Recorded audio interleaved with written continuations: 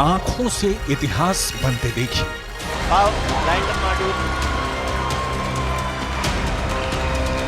की गड़गड़ाहट महसूस कर सकते हैं कि आप अपनी स्क्रीन पे देख सकते हैं कि हम चांद के जिस हिस्से पर कोई नहीं पहुंच पाया, वहां अब भारत पहुंच गया है।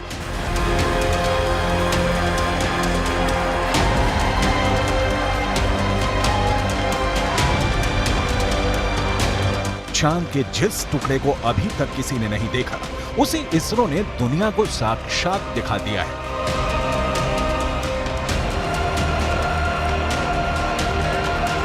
यह मुमकिन हो सका है चंद्रयान 3 के चांद के दक्षिणी ध्रुव पर सॉफ्ट लैंडिंग से।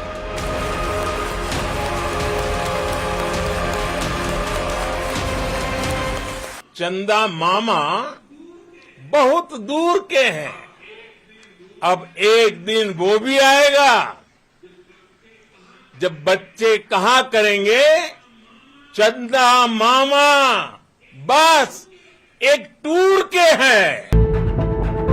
अद्भुत,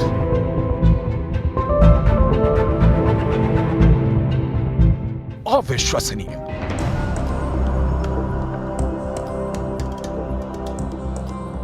अकल्पनीय।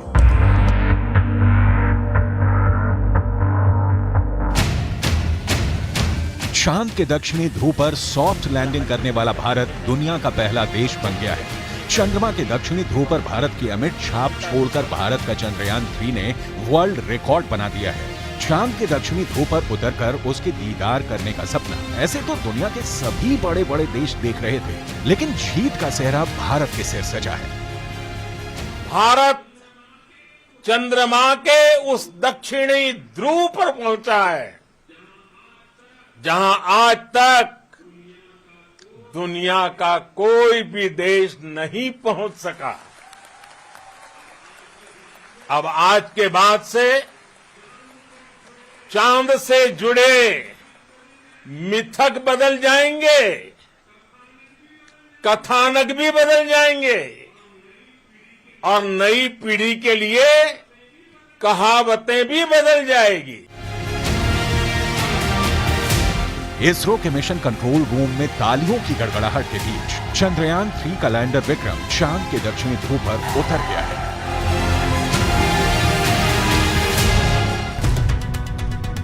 इसरो के मुताबिक चंद्रयान 3 के 3 अहम मकसद हैं। पहला, विक्रम लैंडर की चांद की दक्षिणी सतह पर सुरक्षित और सॉफ्ट लैंडिंग। दूसरा, प्रज्ञान रोवर को चांद की सतह पर चलाकर दिखाना। तीसरा, वैज्ञानिक परीक्षण करना।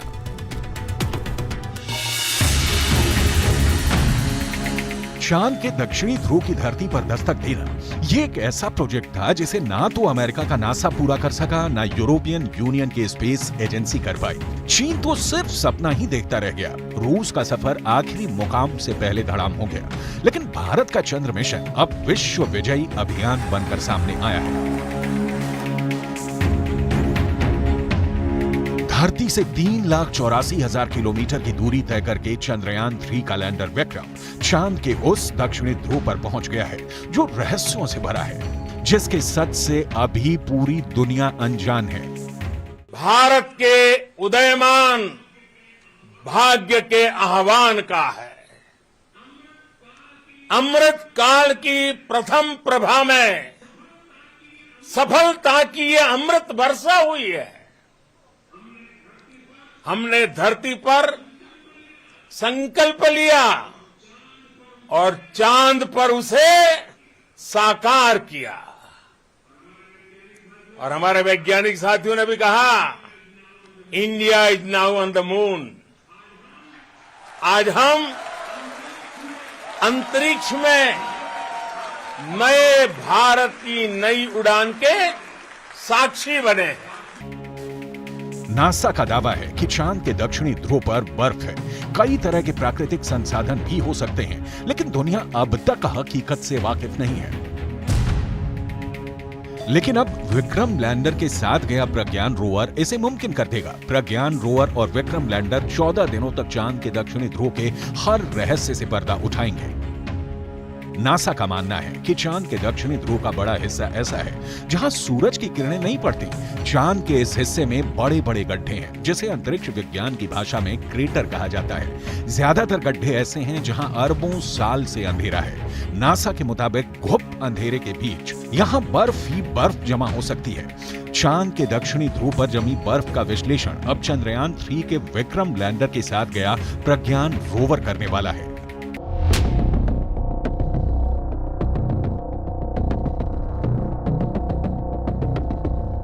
प्रज्ञान रोवर APXS से लैस है। APXS यानी alpha particle X ray spectrometer. APXS चंद्रमा की सतह की मौलिक संरचना की जानकारी जुटाएगा। ये चांद की सतह पर केमिकल और मिनरल का अध्ययन करेगा। वो चंद्रमा के दक्षिणी ध्रुव की सतह की रासायनिक संरचना का पता लगाएगा। वहीं रोवर में लगा लिप्स यानी laser induced breakdown spectroscope landing site के आसपास की चांद की मिट्टी और चट्टानों में मैग्नीशियम और एल्यूमिनियम जैसे रासायनिक तत्व किस अनुपात में मौजूद हैं, इसका विश्लेषण करेगा। रोवर जो डेटा इकट्ठा करेगा उसे लैंडर के पास भेजेगा। लैंडर उसे प्रोपल्शन मॉड्यूल के पास भेजेगा। प्रोपल्शन मॉड्यूल में एस बैंड ट्रांसपोंडर भी लगा है जिसका सीधा संपर्क इंडियन डीप स्पेस नेटवर्क के पास रहेगा। यानी जो सिग्नल लैंडर रोवर से मिलेगा उसे एस बैंड ट्रांसपोंडर भारत को भेजेगा। प्रज्ञान के काम की शुरुआत लेजर बीम के साथ होगी। लेजर बीम की मदद से रोवर चंद्रमा की सतह के एक टुकड़े को पिघला देगा। इस प्रक्रिया में मौके से जो गैसें निकलेंगी, रोवर उन गैसों का विश्लेषण करेगा। अंदाजा ये भी है कि चांद के दक्षिणी ध्रुव पर अरबों सालों से पानी बर्फ के रूप में जमा हो सकता है। अगर चंद्रयान 3 के रोवर ने इसकी पुष्टि कर दी तो चंद्रमा पर जीवन की संभावनाओं से जुड़े सटीक संकेत मिल सकते हैं। अगर संकेत सकारात्मक रहे तो चांद पर इंसानों की बस्ती बसाने का सपना भी साकार हो सकता है। बड़ा सवाल है, चांद पर कैसे बसेगी इंसानों की बस्ती? चांद पर बसे शहर का नजारा कैसा दिखेगा? क्या चांद की जमीन पर भी धरती जैसी फसल लहराएगी? क्या चांद की धरती पर खेती मुमकिन है?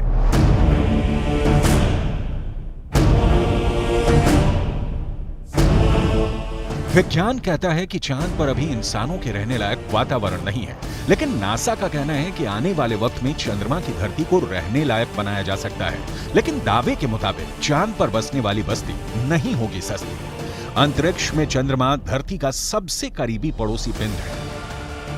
पिछले 6 दशकों में इंसानों ने 100 से भी अधिक मून मिशन को अंजाम दिया है। सभी मिशन को कामयाबी नहीं मिली, लेकिन इन मिशन ने चांद को सबसे ज्यादा खोजा जाने वाला स्थान बना दिया और अब चंद्रमा पर जीवन की संभावनाओं की तलाश हो रही है।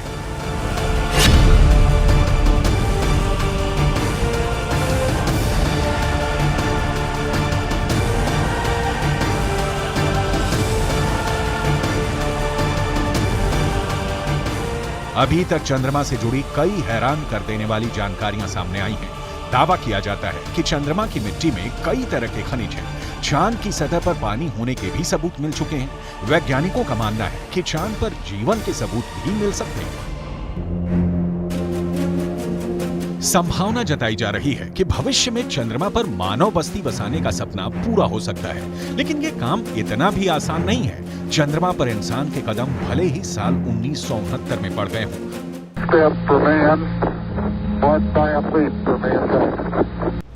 लेकिन कड़वी सच्चाई ये भी है कि 1972 के बाद से किसी भी अंतरिक्ष यात्री ने चांद पर कदम नहीं रखा।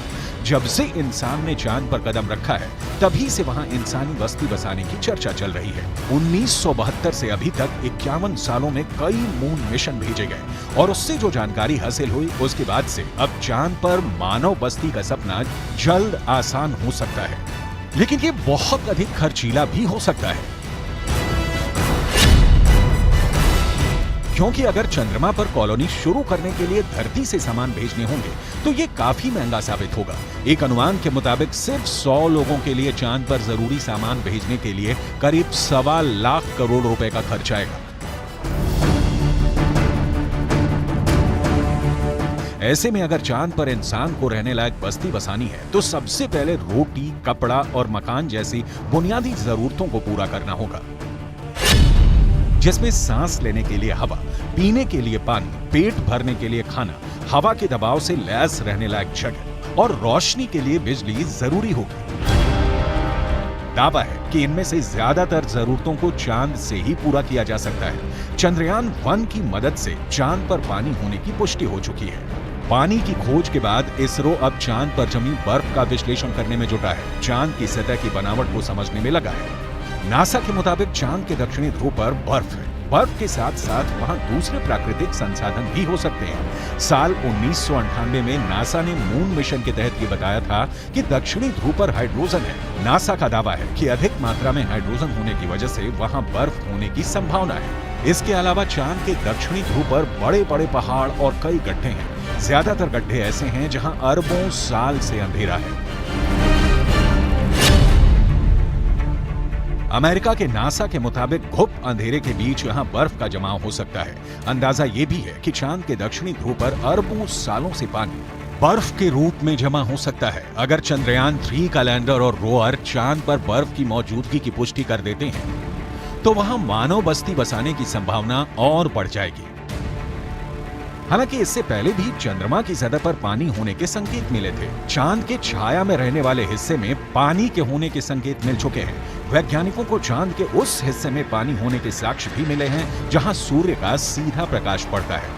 ऐसे में अगर चंद्रयान 3 चांद के दक्षिणी ध्रुव पर पर्याप्त बर्फ होने की पुष्टि कर देता है तो चांद की सतह पर मौजूद बर्फीले पानी से इंसानों की बस्ती और चंद्रमा पर अर्थव्यवस्था के लिए आधार को तैयार करने में मददगार साबित हो सकती है। आइए रसायन विज्ञान की भाषा में समझ लेते हैं कि ये कैसे मुमकिन हो सकता है। रसायन विज्ञान में बर्फीले पानी का रासायनिक सूत्र होता है H2O। पानी एक एक अणु में हाइड्रोजन और ऑक्सीजन 2:1 के अनुपात में मौजूद होता है, यानी पानी के एक अणु को हाइड्रोजन और ऑक्सीजन में तोड़ा जा सकता है। H2O इक्वल्स H2 + O2, यानी पानी की मौजूदगी में चांद पर सांस लेने के लिए ऑक्सीजन बनाना आसान है। वहीं पानी से हाइड्रोजन और ऑक्सीजन को अलग करके ईंधन के तौर पर इस्तेमाल कर सकेंगे। साथ ही साथ पानी से चांद पर बिजली भी तैयार की जा सकती है। साफ है, चांद पर मौजूद पानी कई समस्याओं का समाधान हो सकता है। पानी के इस्तेमाल से सिंचाई के लिए खेती का काम भी आसान किया जा सकता है, क्योंकि चांद पर इंसानों की बस्ती को लेकर रिसर्च कर रहे वैज्ञानिकों को तब बड़ी कामयाबी मिली थी जब चांद की मिट्टी में पौधे उगाए गए। अपोलो 11 मिशन के दौरान करीब 22 किलो सामान चंद्रमा से लाया गया था। इसमें तकरीबन 50 चांद के चट्टानों के टुकड़े और चांद की मिट्टी शामिल थी। शोधकर्ताओं को इस बात का बिल्कुल भी अंदाजा नहीं था कि चांद की धूल भरी मिट्टी में कुछ उग भी सकता है या नहीं। उन्होंने इसे एक प्रयोग के तौर पर लिया कि अगर अगली पीढ़ी में कोई चांद पर जाता है तो वहां पर कुछ उगा सकता है। जो नतीजे सामने आए उसने वैज्ञानिकों को चौंका दिया। ऐसे में अगर चांद के दक्षिणी ध्रुव पर पर्याप्त मात्रा में पानी नहीं मिलता तो चांद पर बस्ती बसाने का सपना अधर में लटक सकता है। यानी चांद पर सस्ती बस्ती बसाने में चंद्रयान 3 बहुत बड़ा रोल निभाने वाला है, जिसकी शुरुआत चंद्रमा के दक्षिणी ध्रुव पर भारत के धमाकेदार दस्तक के साथ हो चुकी है।